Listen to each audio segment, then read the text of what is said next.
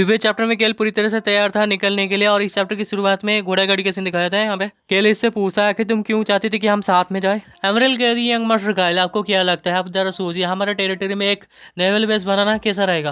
Kyle ये बताता है कि जो एरिक है, एरिक से पहले से इसे यहाँ पे लेटर मिल चुका है, जो यहाँ पे टूरिज्म के बारे में जो इन्वेस्टमेंट हुआ ना वो अच्छी से नहीं गया। काइल अपने मन में सोचता तो मुझे लगा था जो गैल्ब्रेड और एमरेल है वो काफ़ी अपसेट होंगे, पर ऐसा नहीं लग रहा है इन्हें देख के। काइल कहते हैं यंग लेडी एमरेल क्या आप पहले से ही तय नहीं किए हैं, और ये कहती हाँ ये डिसीजन मैं खुद से नहीं ले सकती, इसलिए मेरे जो मदर है उनके साथ मैंने कांटेक्ट कर लिया और इस प्लान के बारे में जो यंग मार्शल गैल्ब्रेड है उनके साथ भी आज बातचीत कर लूँगा। काइल ये बताता है कि न्यू मिलिट्री बेस बनाना इतना आसान काम नहीं है, पैसे की कोई बात नहीं है, प्रॉब्लम नहीं है, पर जो यहाँ पे रिलेशन रहते जो यहाँ पे पावर में रहते हैं उनके टेरिटरी में और भी कॉम्प्लीट कर सकता है उनके लिए, स्पेशली अभी का शांति के समय में। शायद इसी वजह से क्राउन का आंखें नॉर्थ ईस्ट में है, इस साइड में सिर्फ ओशन के द्वारा तुम्हें एक्सेस कर सकते हो, पर जो ये सबसे इंपॉर्टेंट चीज़ है यहाँ पे पावर में बैलेंस है नॉर्थ ईस्ट में। काइल कहते तो फिर यंग लेडी एमरेल आप कंसीडर करते हैं जो क्राउन प्रिंस के इन्फ्लुएंस से आप अपना जो टेरिटरी और भी ताकतवर बना सकते हैं, है ना। और ये भी कहती हाँ, और इसी वजह से तो मैं आपको ये सब पूछ रही हूँ। काइल कहता है मैं क्यूरियस हुआ कि तुम्हारा सवाल क्या है, पर मैं तुम्हें पहले ये कहना चाहूँगा एनडीएस फैमिली के सारे डिसीजन मेरे पिताजी लेते हैं, मैं तो एक ट्रांस हूँ, मेरे हाथ में कुछ भी नहीं है। काइल ये बताता है तुम एक मिलिट्री बेस बनाना चाहते हो तुम्हारे टेरिटरी में जो यहाँ पे मैनेज नहीं होगा क्राउन के द्वारा, ये तो काफ़ी डिफरेंट हो जाएगा नोबिलिटी और क्राउन के बीच में, जैसे कि किस तरह से बेस बनना है, ओनरशिप, लॉजिस्टिक। नेवल बेस बनाने के लिए क्राउन ने परमिशन दे दिया नॉर्थ ईस्ट में, और उसके साथ ज़्यादा पैसा भी इन्वेस्ट करने के लिए तैयार हो गया। अगर ये सब एक बार हो गया तो फिर ओनरशिप फाइनली जो रॉयल फैमिली उनके पास चला जाएगा। पर यहाँ पे काफ़ी ज़्यादा डिफरेंट रहता है मैन पावर, जो भी यहाँ पे एसिड लगने वाला है उस लोकेशन मिलिट्री बेस में यहाँ पे यूज़ होने वाला है। अम्ब्रियल और गैल्ब्रेड का जो फैमिली है ऑनेस्टली एवरेज फैमिली है, उतना अमीर भी नहीं है, उनके पास एसिड्स और जो मैन पावर दोनों की कमी है। अगर ये प्रोजेक्ट कंप्लीट करना है तो एमरेल को यहाँ पे चाहिए, मतलब यहाँ पे सिर्फ एक ही चीज़ बचता है, किसी से पैसे ले लो जिसके पास कुछ ज़्यादा ही है। और ये कहती है तो अगर ऐसी बात है तो फिर जो क्राउन प्रिंस के साथ जो भी बातचीत हुई थी, क्या मैं तुम्हें बताऊँ जो वेपर किंगडम के बारे में, तो वो इन्फॉर्मेशन को मैं गिल्ड से एक्वायर की थी। काइल भी सोचा है, मुझे लगा ही था जो क्राउन प्रिंस है जो रॉयल फैमिली उन्हें पता ही है जो वेपर किंगडम है वहाँ पे जल्दी सिविल वॉर होने वाला है, इसीलिए जो नॉर्थ में अपना ताकत बढ़ाना चाहते हैं। पर मुझे ये उम्मीद नहीं थी, मैंने सुना था इसके जो फैमिली है निर्भर होता है विल फैमिली के ऊपर, इनका फैमिली का वक्त अच्छा नहीं जा रहा है, इनका हालत अच्छा नहीं है, पर मुझे लगा नहीं था इतने सारे जो पैसे ही यहाँ पे इन्वेस्ट कर देगा कुछ दूसरे कंट्री की इंफॉर्मेशन के लिए। पर मुझे ये पसंद है कि ये बोल्डली इतने सारे इन्वेस्टमेंट कर रही है। ये कहती है कि मैंने सुना जो ईस्टर्न टेरिटरी के जो वाले काफ़ी अच्छे हैं, पर मुझे एक ही जो ईस्टर्न फैमिली है वो ज़्यादा इंटरेस्टेड होंगे मिलिट्री में, जैसे कि इस तरह के टेरिटरी में उन्हें आने की इजाज़त नहीं देता है।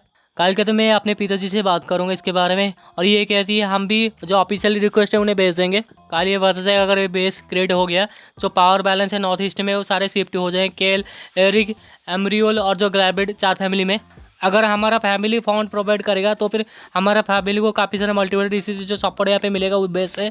और ये कहती है सच तो ये बात है, मैं थोड़ा चिंतित हूँ जो वालपुल उसके बारे में, पर वहाँ पे जो रास्ता है वो काफ़ी एजेस से यूज़ किया जाता था, पर अभी करंटली जो वालपुल की वजह से वो डिफेंस एलिमेंट जैसे काम कर रहा है, जो फॉरेन नेशन के जो इन्वेटर है उन्हें रोक के रख रहा है, इसी वजह से मैं उसे छोड़ना चाहता हूँ। काल भी हंसा और अपने मन में सोचा कि ये वालपुल के बारे में चिंतित है, काफ़ी जल्दी ही जो वालपुल है वो मेरे अंडर कंट्रोल में आ जाएगा। और ये भी अपने मन में सोचा है अच्छा नहीं होगा उस क्लिप में एक घर बनाओ, जब सूर्य अस्त होगा वहाँ पे उसे देखूंगा और एंजॉय करूँगा, जबकि ईस्टर्न स्टेट में रहना काफ़ी मुश्किल है, जितने भी कंट्रोल सारे कंट्रोल में छोटे भाई को मैं दे दूंगा, दे के कहीं पे पिछड़े वाले एरिया में जाऊँगा जहाँ पे वारफार कहीं नामो निशान नहीं होगा, वहाँ पे जाके छुप जाऊँगा। उसके बाद जो वारफार खत्म हो जाएगा एमरेल जो गैल्ब्रेड ये सारे जो टेरिटरी में एक घर बने होंगे इस क्लिप में, वहाँ पे आ जाऊँगा रिलैक्स करने के लिए और ये समुद्र का नज़ारा देखूंगा। काइल के दिमाग में तो ये सब चल रहा है और ये कहती है फिर भी शुक्रिया है मास्टर काइल। काइल भी कहता है एक ट्रांस को शुक्रिया अदा करने की क्या ज़रूरत है, मेरे पास कोई भी पावर नहीं, मैं तो सिर्फ मैसेज ही डिलीवर कर दूंगा। जब यहाँ पे कैपिटल में आई थी आने से पहले शायद उसे किसने कहा था कि एमरेल तुम्हारे पास अगर ताकत नहीं है तो हमेशा सावधान रहना, पर अगर तुम्हें ताकत चाहिए तो फिर तुम्हें बोल्डली आग करना चाहिए। एमरेल कहती है इतना भी काफ़ी होगा अगर आप मैसेज डिलीवर कर दे तो। और ये अपने हाथ बढ़ाती हुए कहती है प्लीज़ हमारे टेरिटरी में ज़रूर आइएगा, वहाँ पे देखने के लिए काफ़ी सारे इंटरेस्टिंग चीज़ें हैं। काइल भी हाथ शेक करते हुए कहते हैं अगर मुझे चांस मिलेगा तो मैं ज़रूर जाऊँगा, और ये कहते हैं कि मुझे उम्मीद है वो चांस जल्दी ही आएगा।